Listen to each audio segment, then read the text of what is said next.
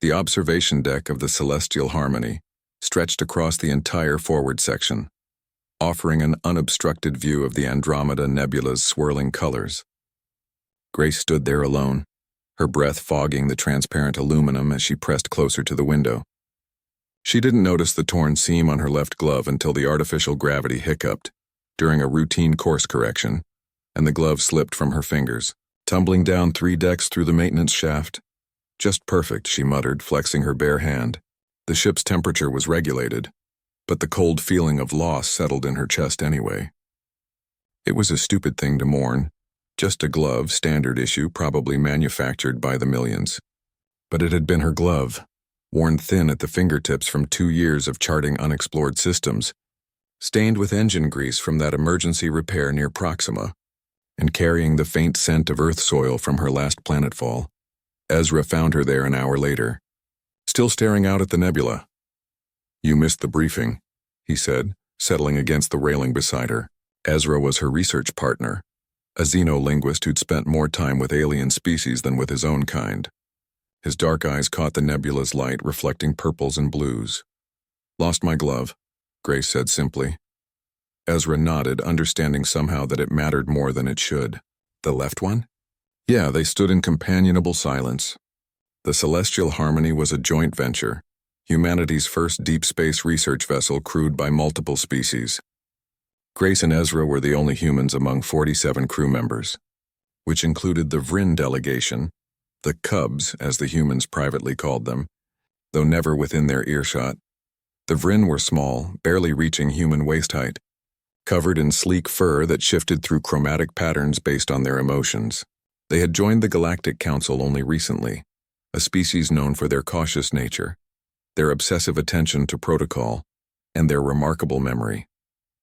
They communicated primarily through subsonic frequencies, which the ship's translators rendered into clipped, formal sentences. The following morning, Grace was calibrating sensors when a delegation of Vryn appeared at her workstation.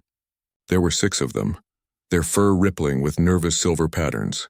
The lead Vryn, whose designation translated roughly as Keeper of Precision, held a standard-issue glove in their 3-fingered hands. "Human Grace," the translator rendered. "This unit was recovered from Maintenance Shaft 7. Grace blinked, accepting the glove. "Thank you. I didn't think anyone would bother looking for it." The Vryn's fur flickered orange, confusion in their emotional spectrum. "Bother? A crew member lost an essential item. The matter required resolution." "It's really not essential," Grace started, but the Vryn had already departed, their delegation moving in synchronized precision down the corridor. She thought that would be the end of it. It wasn't. Over the next week, gloves began appearing in Grace's quarters. First, one glove identical to the one she'd lost, then another, then 3 more neatly stacked outside her door each morning. She asked Ezra about it at dinner in the commissary. "They're bringing me gloves," she said, bewildered. "I don't understand why." Ezra's eyes crinkled with barely suppressed amusement. "Have you asked them? Every time I try, they just bob their heads and leave." By day 10, Grace had accumulated 17 gloves.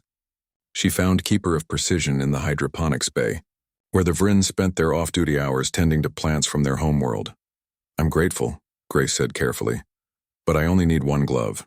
2, really, for a pair." Keeper of Precision's fur shifted through several colors.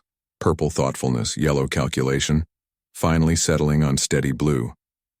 Human Grace lost 1 glove. The Vryn researched human cultural practices.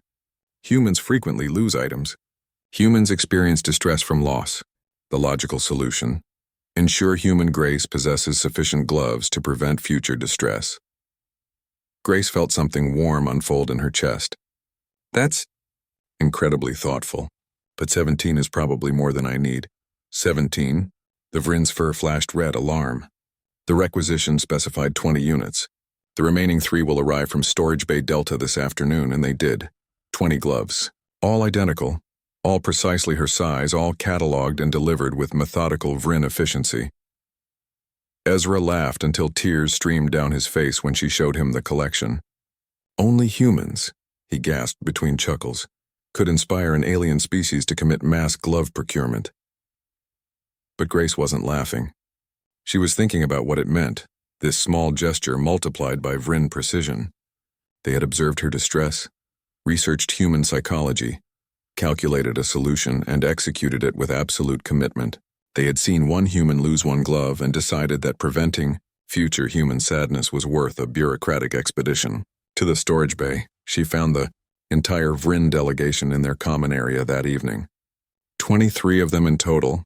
She'd never seen them all together before. Their fur patterns synchronized, creating a wave of curious green across the assembled group. "I want to thank you," Grace said, "for the gloves." Keeper of Precision stepped forward. The action was logical. "No," Grace said gently, "it was kind. There's a difference." The Vryn's fur patterns stuttered, desynchronizing as they processed this. The translator remained silent. Either they were communicating on frequencies it couldn't render, or they were simply confused.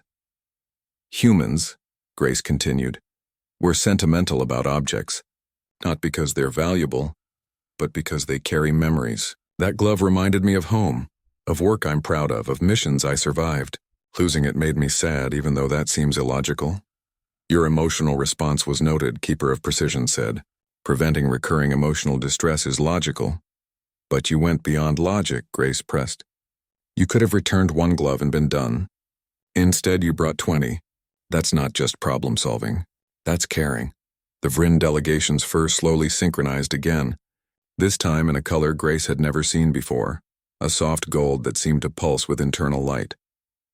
"We did not understand," Keeper of Precision said slowly, "that preventing distress and expressing care were the same action wearing different names."